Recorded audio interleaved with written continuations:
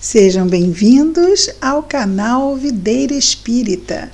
Meu nome é Cristina Brito e este é o programa Gotas do Evangelho. Aqui juntos vemos as mensagens do Espírito Emmanuel recebidas pela mediunidade de Chico Xavier e reunidas no livro Caminho, Verdade e Vida, publicado pela Federação Espírita Brasileira. Antes de começarmos a mensagem de hoje, vamos lembrar aos amigos que ainda não se inscreveram no canal, que se inscrevam, que acionem o sininho para serem avisados das postagens, lembrando que o nosso programa é diário, também o Boa Noite é outro programa do canal, também é diário, e nele nós não pedimos nada, só nos preparamos para dormir. E também, esse é apenas uma vez, esses dois. E a cada vídeo, um cliquezinho no curtir, e isso já nos ajuda muitíssimo. Muito bem. A mensagem de hoje é de número 70. E o título é Poderes Ocultos. Poderes Ocultos. O versículo destacado por Emmanuel está no Evangelho narrado por Marcos, capítulo 6, versículo 56. E nele nós temos na narração de Marcos. E onde quer que ele entrava, fosse nas cidades, nas aldeias ou nos campos, depunham os enfermos nas praças e lhe rogavam que os deixasse tocar ao menos na orla de seu vestido. E todos os que nele tocavam saravam.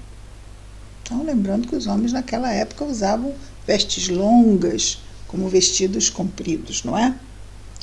Então, aqui faz-se referência, obviamente, a Jesus. Todos os que tocavam, não apenas os que ele tocava, mas os que o tocavam com a intenção de serem curados, todos assim o eram. E Emmanuel vai comentar esse versículo da seguinte maneira: não raro surgem nas fileiras espiritualistas estudiosos afoitos a procurarem de qualquer modo a aquisição de poderes ocultos que lhes confira posição de evidência. Comumente, em tais circunstâncias, enchem-se das afirmativas de grande alcance, que ele vai dizer agora sobre o que são essas afirmativas de grande alcance.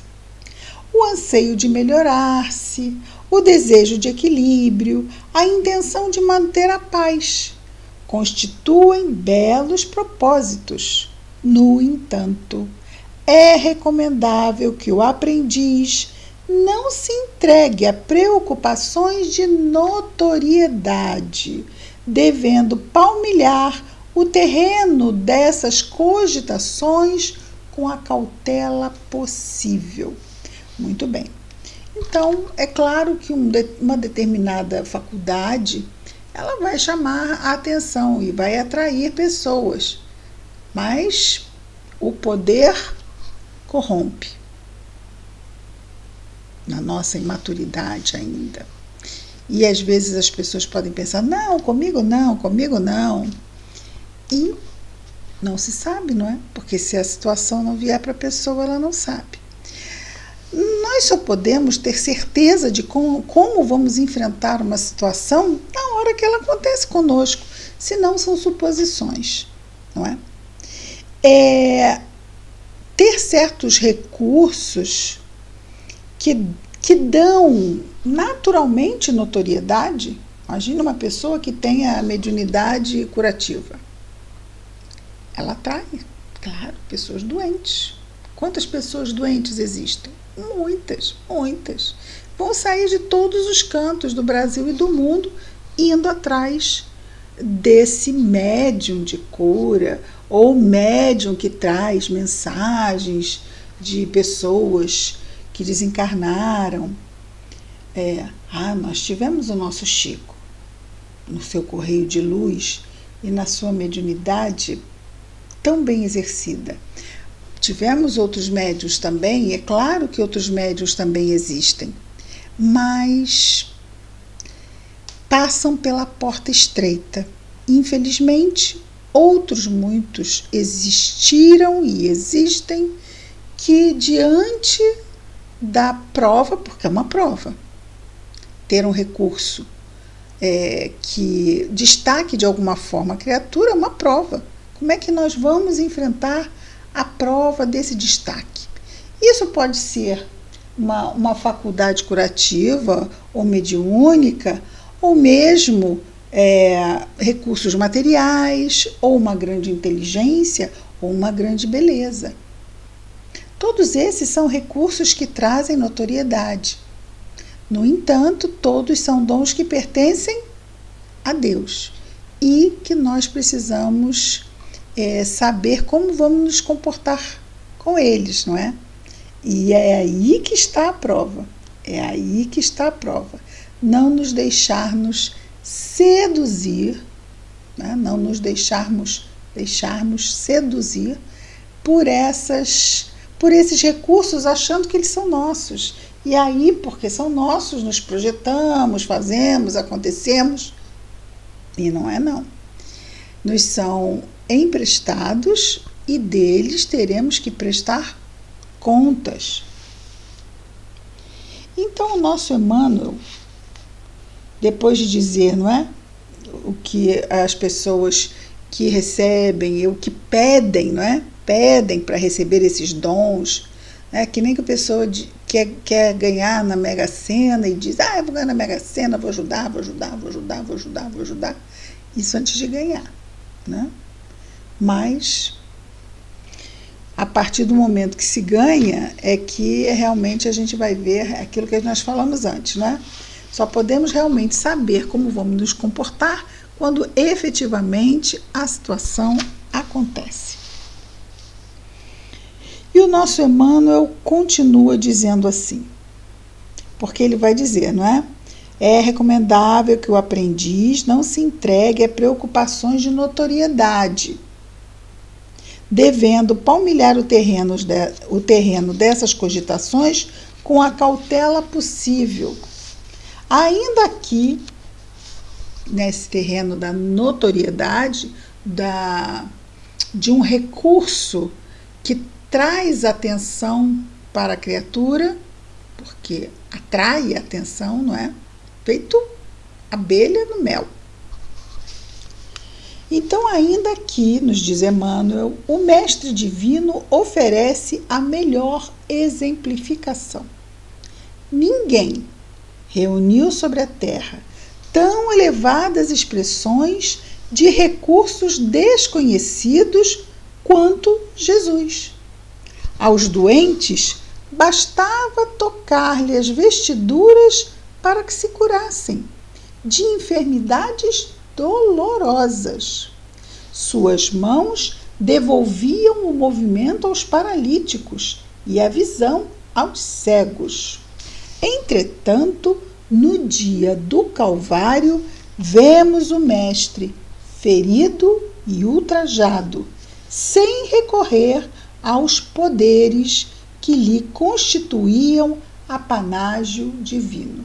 Ou seja, faziam parte, não é, dos recursos que ele ali serviu a tantos e demonstrou que ele sim era e é o Messias, o enviado de Deus. E Emmanuel continua dizendo que, entretanto, no Calvário, não recorreu Jesus aos poderes que ele tem. Havendo cumprido a lei sublime do amor no serviço do Pai, terminou aqui a sua missão, entregou-se à sua vontade, em se tratando dos interesses de si mesmo. Então, aprovia a Deus que aquilo acontecesse para que nós melhor pudéssemos absorver os aprendizados com aquele grande holocausto que foi a crucificação. Isso nos impressionou e nos impressiona até hoje, mas não foi apenas para nos impressionar. Jesus, uma das suas últimas lições foi o verdadeiro amigo é aquele que dá a vida pelos seus amigos. Todas as lições foram exemplificadas e essa não poderia deixar de ser. E não apenas isso, mas também o exemplo de como sofrer. Como sofrer. Estava lá não apenas ele, não é? Mas vemos também Maria nesse testemunho. Ali vendo seu filho, sabendo que ele não tinha feito nada de mal para passar por aquela situação, mas ela confiou. E quantas vezes nós achamos, ali sabemos que Jesus, como Espírito puro, nada estava a espiar. Mas nós desconhecemos muitas vezes as origens das nossas dores e das dores daqueles que amamos, ou mesmo de outras pessoas que chegam até nós os seus grandes padecimentos, e podemos pensar, mas não fez nada, mas isso é uma injustiça. E nós não entendemos. Mas não nos é pedido para que entendamos. É pedido para que confiemos. Essas são provas de fé. Nós sabemos, como espíritas, esclarecidos pela doutrina espírita, que não há efeito sem causa. E que nós somos espíritos habitantes de um mundo de provas e expiações. E isso nos categoriza como imperfeitos. Ou seja, o grau de imperfeição que ainda temos é muito grande. Sendo assim, somos mergulhados na encarnação para passar por provas e por expiações. Toda expiação é uma prova, mas nem toda prova é uma expiação. A prova é quando pedimos para passar por determinada situação a fim de não apenas aprimorarmos virtudes, mas também para ajudarmos outros companheiros a ressarcir algum débito para com a própria consciência, e podemos pedir para ir ajudar, isso pode vir como uma prova. Nessas provas nós podemos ir bem ou não. Indo bem, outras provas, e temos várias, não é? Em vários aspectos, em várias frentes, mas também quando caímos, quando não usamos bem o nosso livre-arbítrio numa prova, ela nos vai ser oferecida de novo na categoria já de expiação, a prova de segunda chamada, e às vezes de terceira, de quarta, de quinta, de sexta chamada, não é? E às vezes não está nesta encarnação, está em encarnações passadas, a causa daquela dor, daquela expiação. E eu nem sei se é prova ou se é expiação. O coração sabe, é um amargo quando nós estamos passando por uma situação, o medo de errar, porque muitas vezes já erramos antes, medo de fracassar, ansiedade diante do que está acontecendo. Muitos são os sinais, não conclusivos, né, mas indicativos. Então, nós não sabemos. Vamos saber? Vamos saber. O dia que a gente voltar lá para o mundo espiritual, nós vamos saber a razão de tudo que nos aconteceu aqui. Mas, até mesmo nós espíritas, sabendo de tudo que sabemos, por menos que saibamos, diz Emmanuel, nosso Emmanuel, que 2 semanas de estudo aprimorado, dedicado de doutrina espírita, já nos basta para uma encarnação. Já dá para a gente levar bem.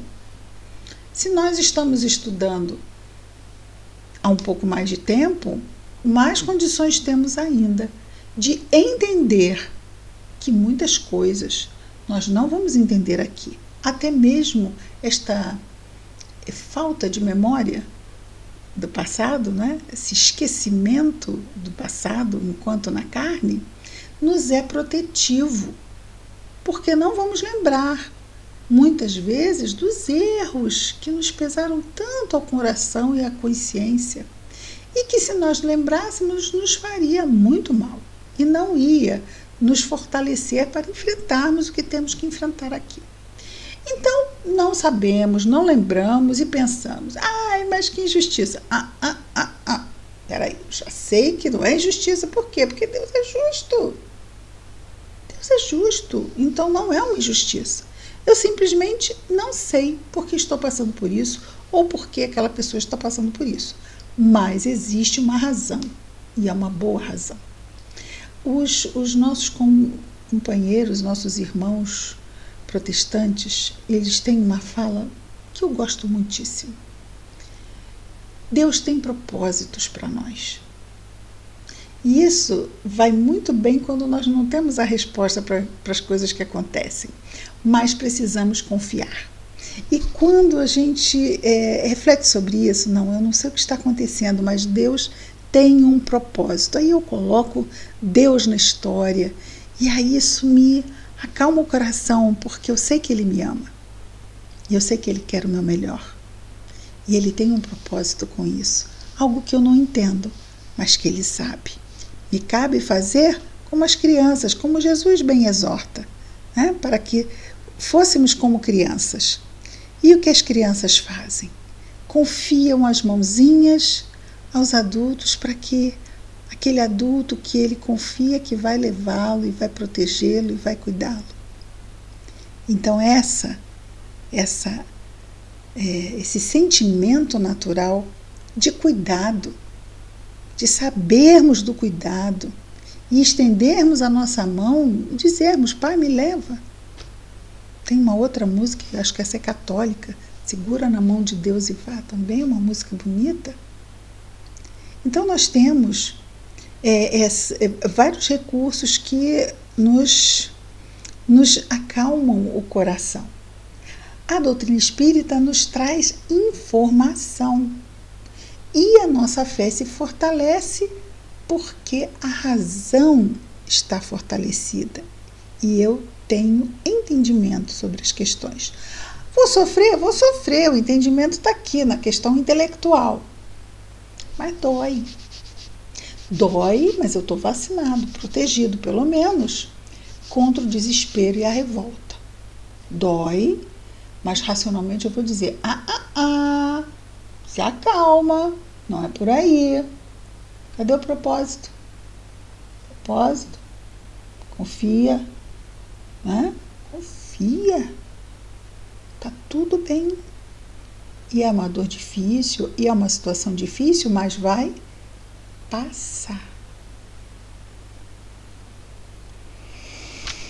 E o nosso Emmanuel aqui nos diz que Jesus, no dia do Calvário, não usou da sua notoriedade para si próprio. Ele usou para servir aos sofredores, aos outros, mas a ele se entregou a Deus. Não é? Que seja feita, Pai, que seja feita a sua vontade. Então ele diz, não é? Havendo cumprido a lei sublime do amor no serviço do Pai, entregou-se à sua vontade, em se tratando dos interesses de si mesmo. A lição do Senhor é bastante significativa.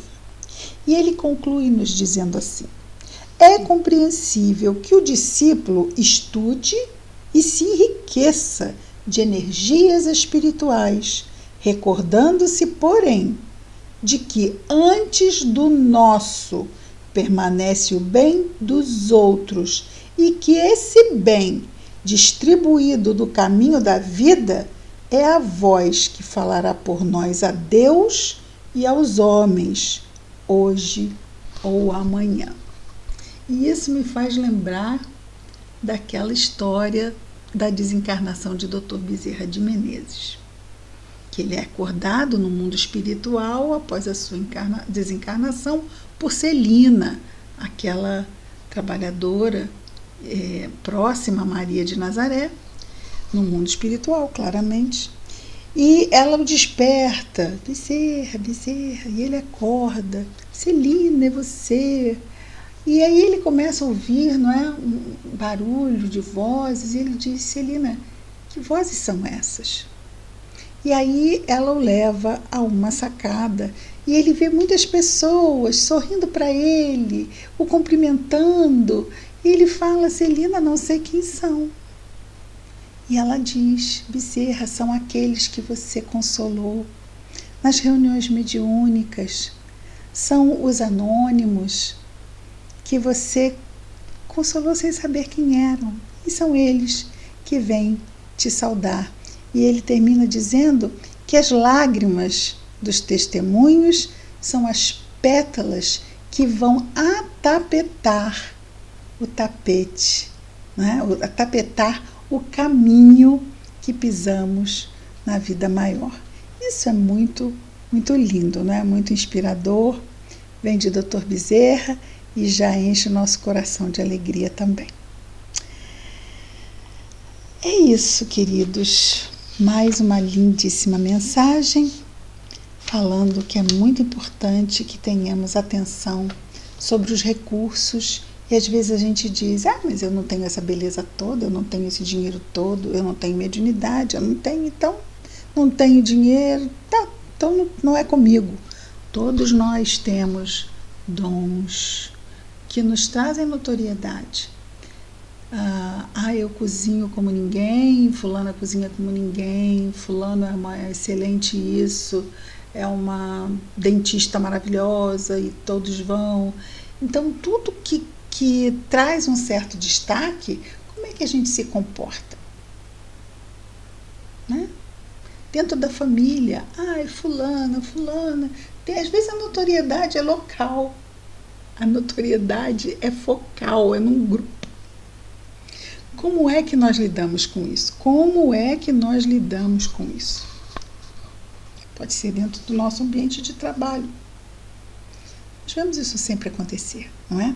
Às vezes começa muito bem, mas depois pode ser que não aconteça tão bem, não vá tão bem, se nós começarmos a ficar vigilantes e muito embevecidos com a situação, nos achando muito especiais.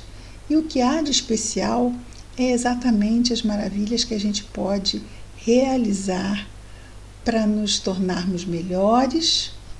A gente sabe o que isso significa, né? Podemos ver lá no capítulo 17 do Evangelho segundo o Espiritismo, que fala do homem de bem, e podermos interagir, não é? E sermos, procurarmos, não é? Contribuir para que a nossa comunidade, que não a sociedade como um todo, mas pelo menos os grupos em que pertencemos e interagimos, que possamos contribuir o melhor possível. É o que nós podemos fazer e ficarmos felizes com isso, não é? É isso. Atualmente, esses têm sido os 2 grupos do canal, grupos em que temos interagido e que têm nos trazido muita alegria. E isso tem sido muito bom. E é isso, amigos. Vamos orar agradecendo a Jesus. Querido Mestre Jesus, obrigado, Senhor, pelas bênçãos de mais este dia. Abençoa-nos, Jesus, em nossos esforços, usando os recursos que recebemos para nos melhorarmos, Senhor, um pouco mais a cada dia. Ajuda-nos a refletirmos sobre o que fazemos, o que pensamos e o que sentimos. Abençoa, Senhor, os nossos corações, abençoa o nosso anjo guardião, abençoa os nossos afetos, Senhor. Abençoa também aquelas pessoas com as quais temos dificuldade de nos relacionar. Abençoa, Senhor Jesus, a todo o nosso irmão de humanidade, em especial aqueles que estejam em sofrimento. Abençoa todos nós, Senhor, deste planeta que vive um momento tão delicado. Obrigado por tudo, Mestre. Graças a Deus.